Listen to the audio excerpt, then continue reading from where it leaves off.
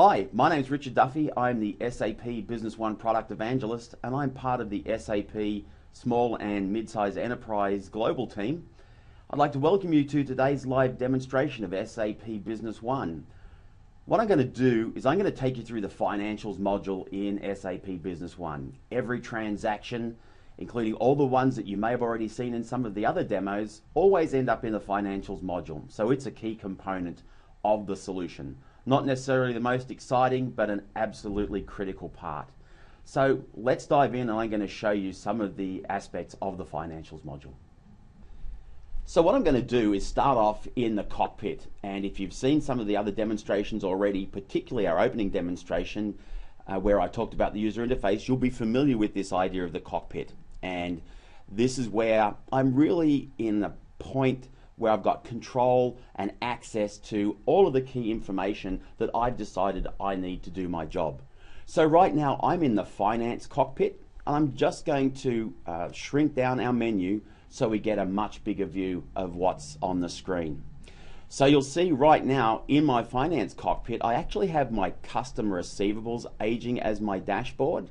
But these dashboards, don't forget, can be customized, and you can take the standard SAP dashboards and you can put in dashboards that you have created yourself using the SAP Crystal dashboard design tool.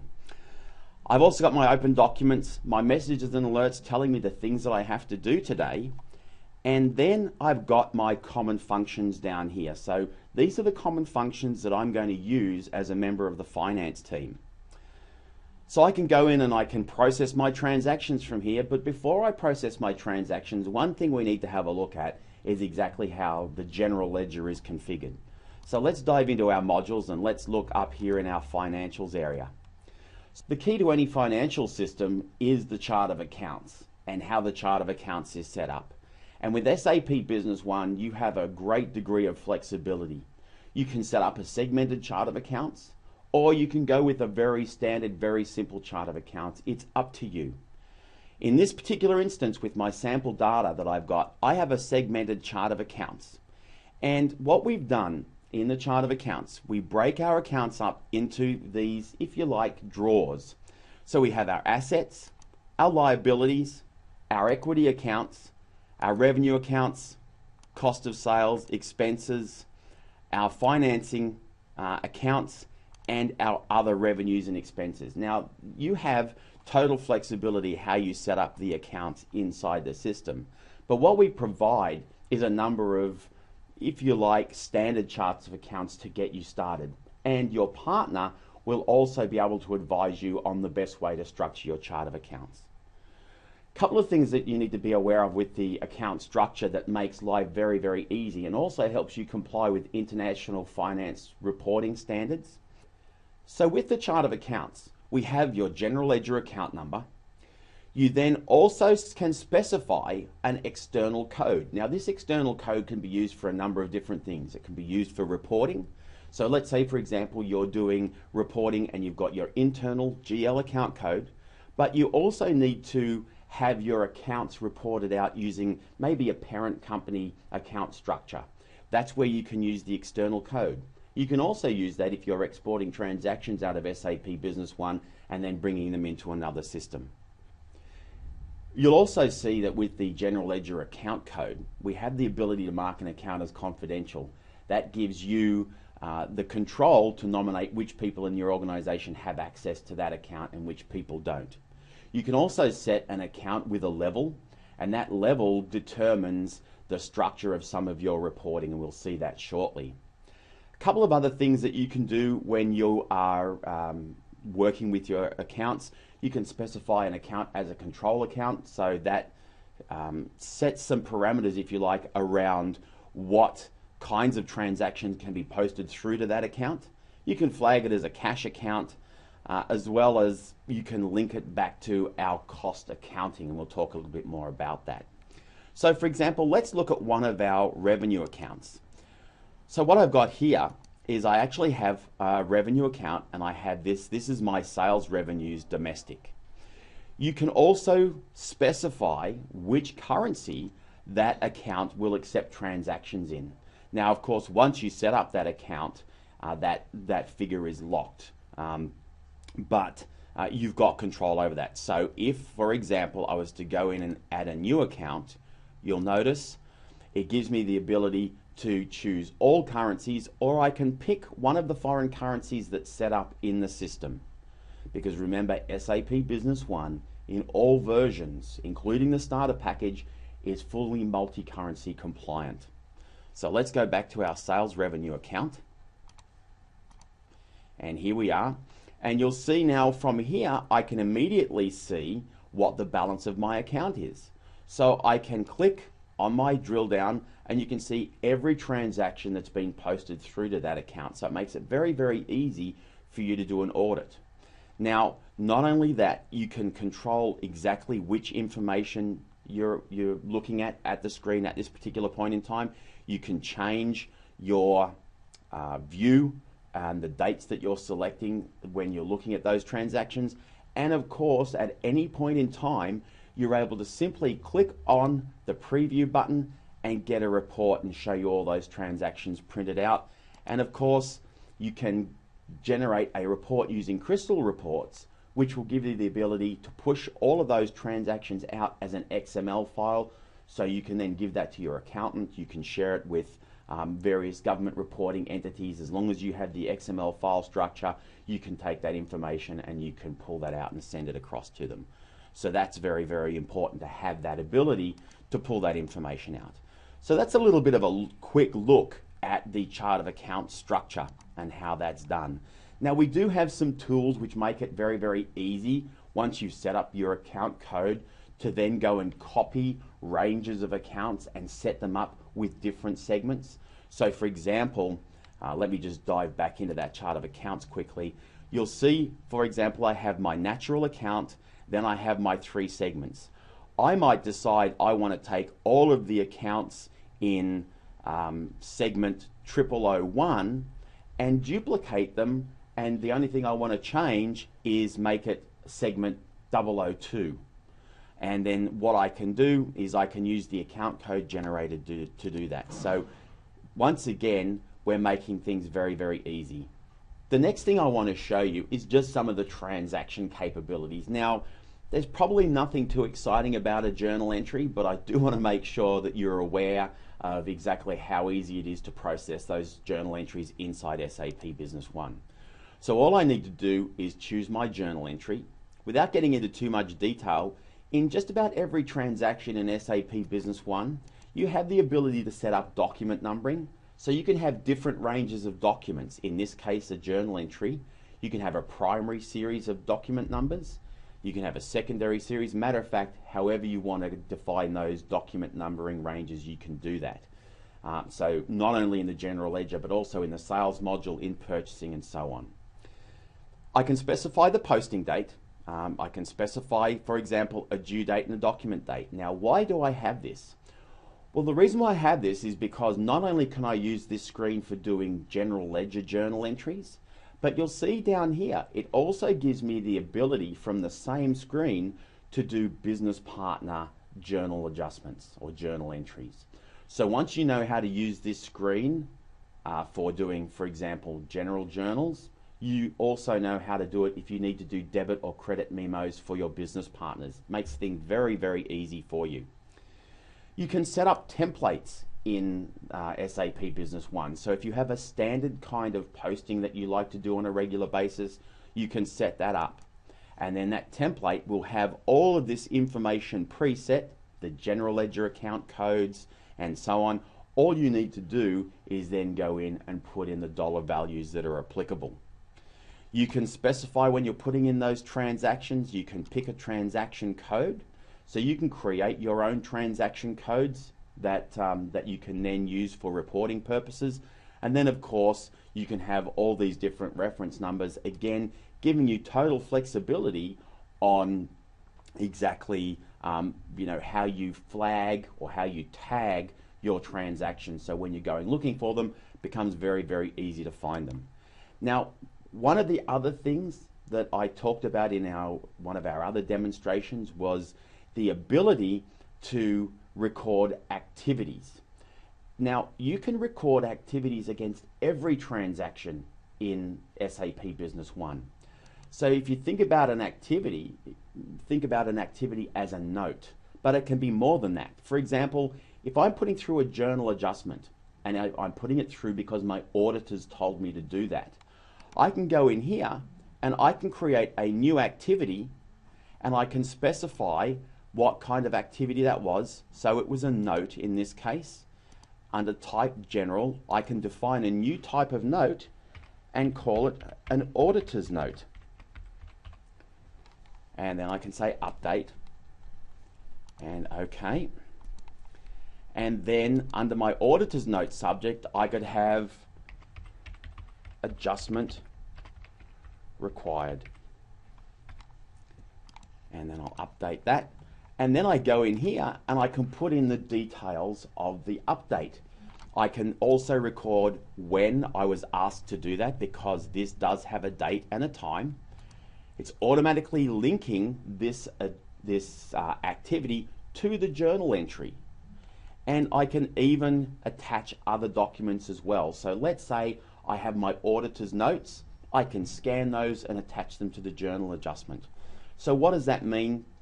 Basically, it means you have an incredible amount of power and capability to be able to track and manage and notate everything that you're doing, not only here in the financial system, but right throughout SAP Business One. So when I go through and I want to put in a transaction, well, the first thing I need to do is I just need to look up the account in my chart of accounts. Now I can do a find here.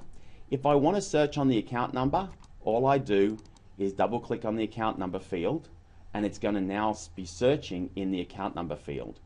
Or if I want to search in the account name field, I just double click on there, and then I can start typing. So for example, if I'm looking for my revaluation loss, or let's say I'm looking for my sales discounts, I can put that in. And as soon as I start typing, it automatically locates for me. So you can see that search functionality in every aspect of SAP Business One. Anywhere I do a search, what I've just shown you will work in that area. So let's say, for example, I've got a journal adjustment that I have to do to my goodwill account. So all I do is I pick that account, I can put a reference number in here. Again, that reference number will be something that's meaningful to you. I need to specify, is it a debit or a credit? And of course, because we are using double entry accounting here, no one-sided journal entries in SAP Business One, you need to put corresponding credit so that your journal entry is always in balance before you can post it. Let's say I'm going to put through a transaction of $50,000. I have to adjust my goodwill. So I go in here, I put my $50,000 as a debit, and then my transaction is automatically in here. Now, what I can do within SAP Business One is I can set up what are called distribution rules. How do distribution rules work? Distribution rules work on the basis that when I post to one account, it automatically then takes that posting and splits it across a number of other accounts for me. Okay, so I post to one account and then it's distributed on the basis of the ratio that I set across those other accounts. I don't have any distribution rules set up here, but just want you to be aware that you do have that flexibility inside SAP Business One, but we want to keep it fairly simple for the purposes of this demonstration. So then the next thing I need to do, because I've put in my debit, I also need to put in a credit to balance off that transaction. So I can go up here and enter it in, or I can even enter the transaction in straight away down here in the grid. So I would then want to pick the balancing account.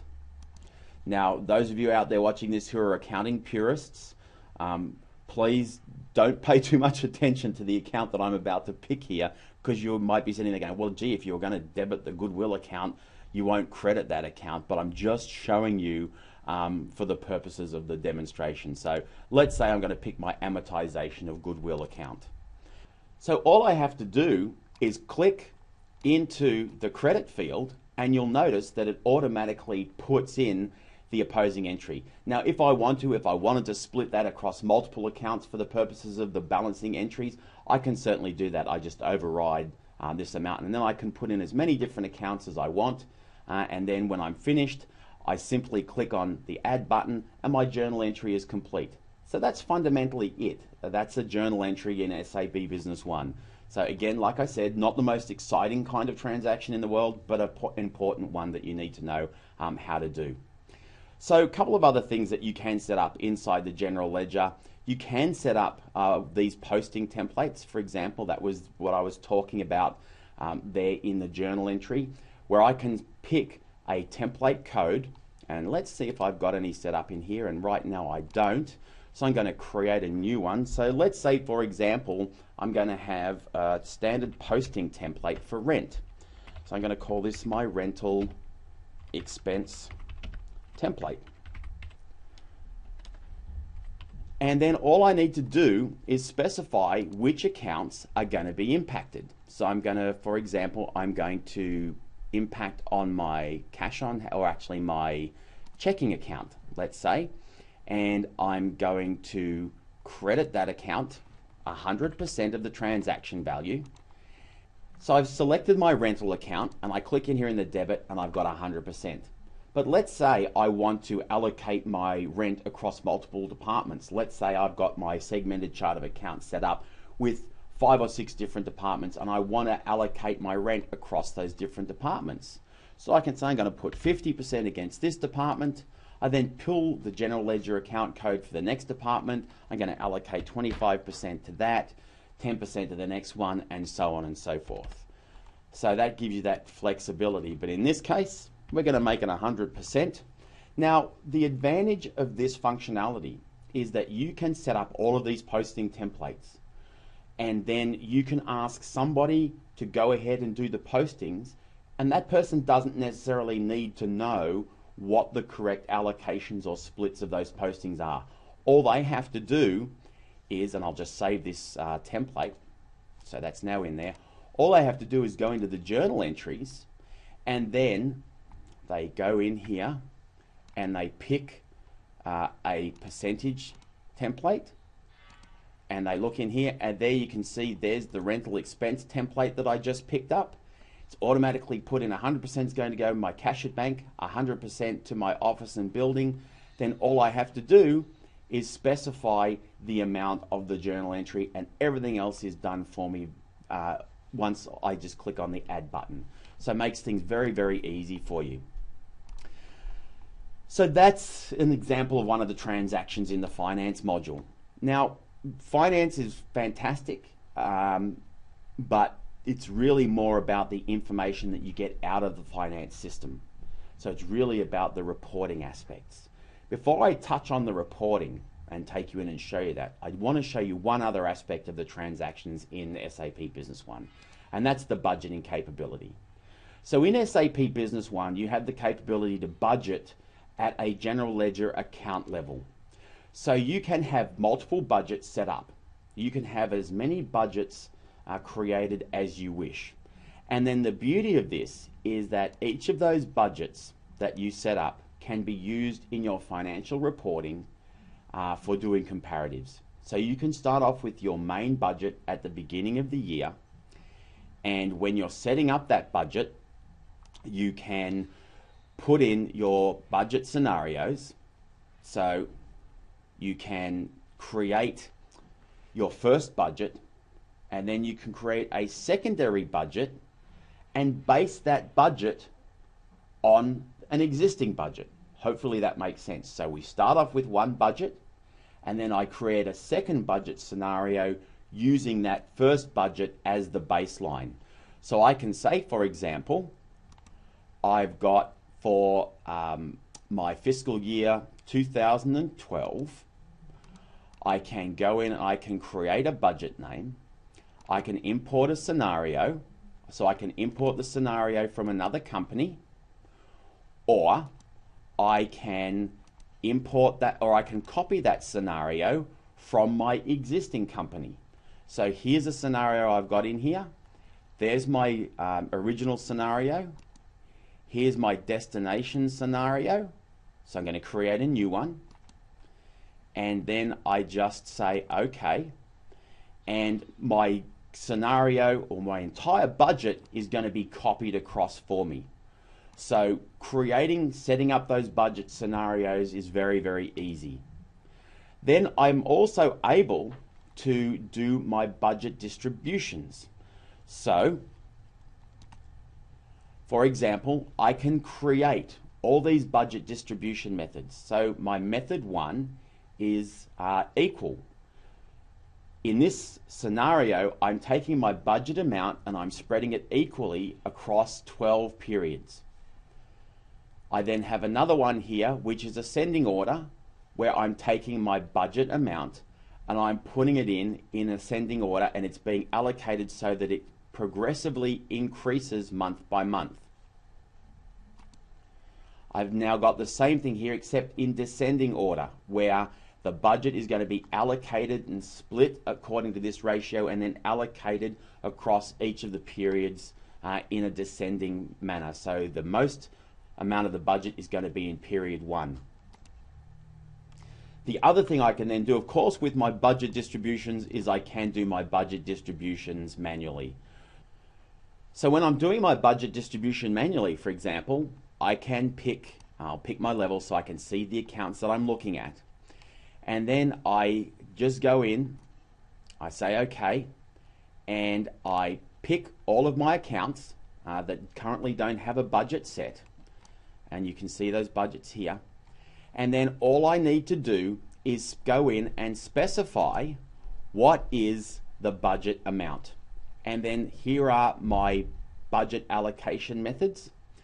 So I've got equal, ascending order, descending. I can define a new one, or I can put the amount in manually and spread it over the 12 months.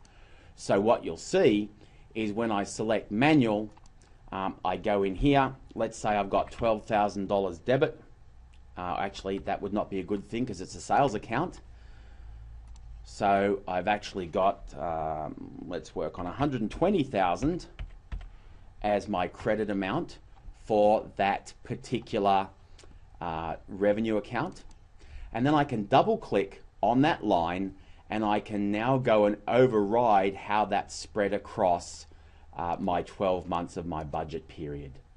Okay, so I can, play with all those numbers, and then when I say OK and I update that, then I can go through, update that budget and continue on adding more and more of my budget numbers into my chart of accounts or into my general ledger. So that's how you put in your budget numbers. Again, remember, got our multiple budget scenarios which we can use from copying from one year to another.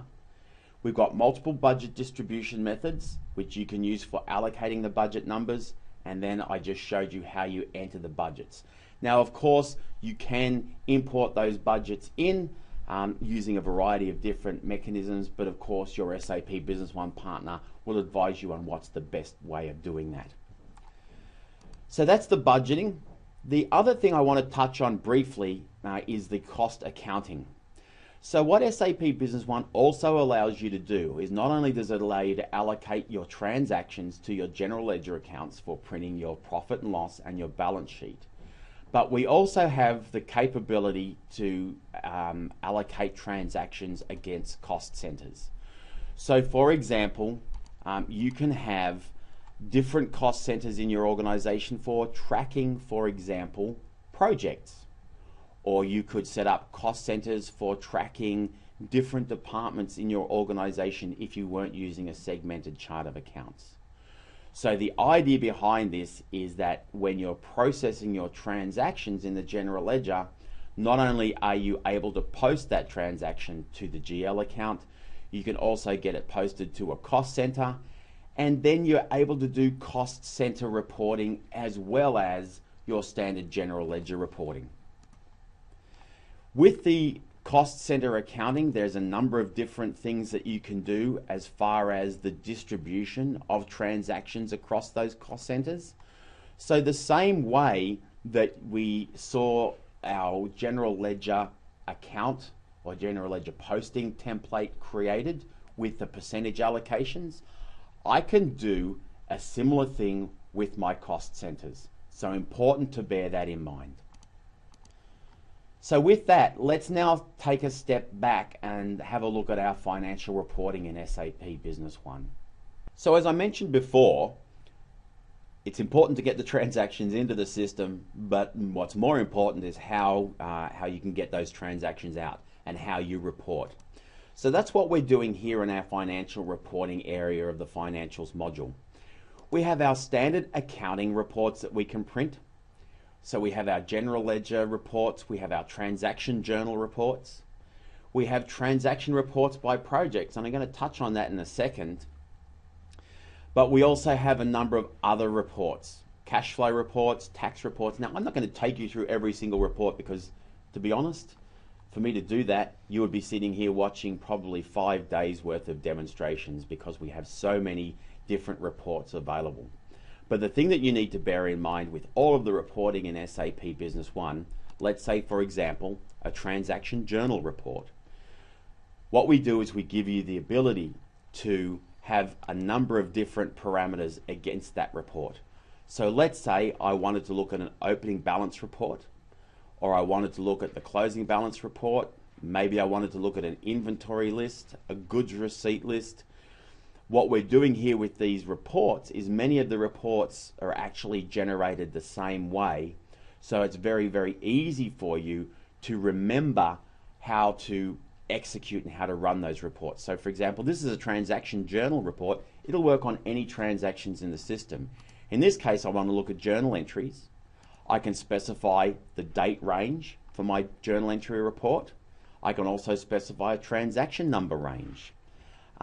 It's really up to you as to how you do that. And then of course, all you do is you click on OK, and remember, as you might have seen in some of the other demonstrations, what we do with reporting is we present you with the underlying data that's in the report to the screen first, and then once you've got that information there, you have the ability to go ahead and then produce that report in a printed format.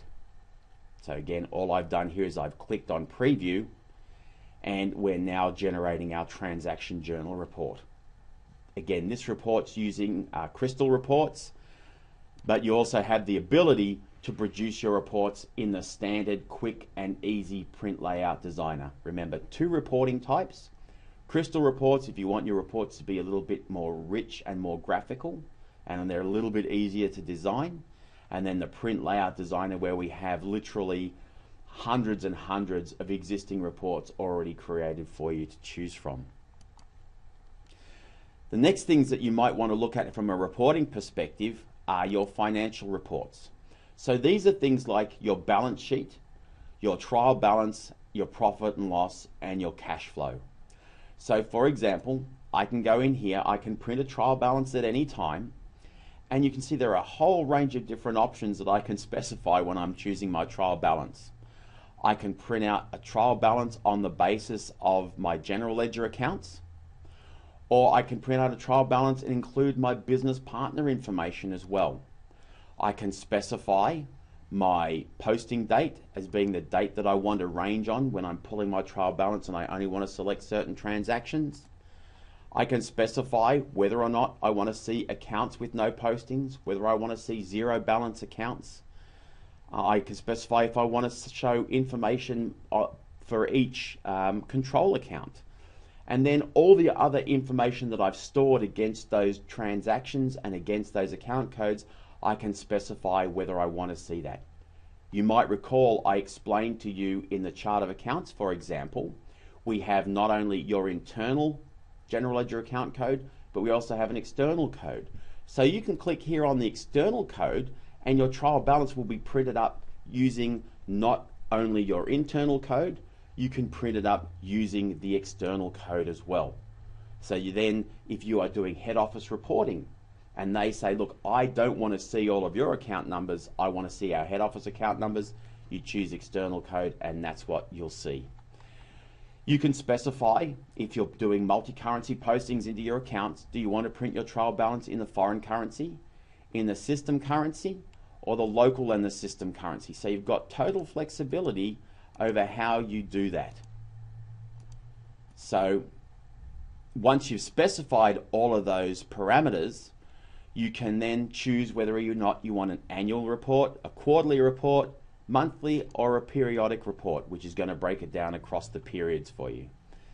So there are so many different parameters that you can specify here. Hopefully you've got a bit of an understanding of exactly how flexible the reporting is. And then you can even take it one step further and you can go into an expanded view and you can specify exactly which transactions you want to see in your trial balance. So incredible amount of flexibility. And then once you've set all those parameters, you can go in here and you can say OK. And what it will basically do is it will go and generate the information for you based on the parameters that you've selected. So when I've got all of those parameters set, I can then go ahead and generate my trial balance. Now, of course, one other thing that I do need to do is I need to make sure I select which accounts I want to include in my trial balance. And this is where you're going to see those level codes that we put against our accounts coming into play. So for example, right now, if I select level 1, you'll see I've got all of my level 1 accounts, which are assets, liabilities, equity, revenues, and so on. If I select level 2, you'll then see it goes to that next level of totaling, if you like, which is my current assets, fixed assets, long-term assets. So it's that next level down. If I select level 3, it then takes me to my next level, which I've set up underneath those account headers. And then I could, of course, go to level 4, where I get down to the individual account level. And this is where I have the capability to specify which accounts I want to include and which ones I don't. Okay, simply by clicking on here. Now, for the purposes of the demonstration, I'm going to select all of the accounts. The thing to bear in mind is if you don't select the right accounts, you can end up with a report looking like your trial balance doesn't balance. So again, you need to bear that in mind, but this isn't training, this is demonstration. So I'm just going to select all of those accounts and then I'm going to say OK. And you'll see the system then goes through and it presents me with the information that I need to see. All right. So in this particular instance, with the date range that I've specified, 1st of the 1st to the 31st of the 1st, you'll see there is no result. Okay, I'm going to go in and I'm going to generate that again, but this time I'm going to go from period 1 in 2011 and I'm going to go through to period 12 in 2011. So I'm going to pick up any transactions that have occurred in this financial year. Okay, and I'll generate that again. Again, select the accounts that I want to see. Don't want business partners, and I'll say OK. And now I'm getting my transactions. Let's expand that out. So the beauty of this is I can print this report now at this level, at my level 1. But once I've generated the report, what I'm also able to do is I can then say, well, I want to see that report now at level 2. I can then say level 3 or level 4. And I don't have to regenerate the report. All I'm getting is a different level of detail each time I print that report. So some pretty powerful reporting functionality available just with the standard P&L reports and balance sheet. So that's our balance sheet. P&L statement, pretty much a similar process. Again, I pick my posting date here. I specify what do I want to see in my report. My accounts with 0 balances, do I want to see those? Yes. Same thing, foreign name, external code, do I want it in local currency or system currency? And then what balance do I want in my second column? Do I want the year to date or the life to date? I'm going to say I want the year to date because I want to do actual for the period and year to date. So I can pick, for example, a monthly report or a quarterly report. Let's do a quarterly report for the sake of the exercise. So I've got my quarterly report and my year to date. And then all I need to do is say OK, and you'll now see it's gone ahead and it's generated my profit and loss.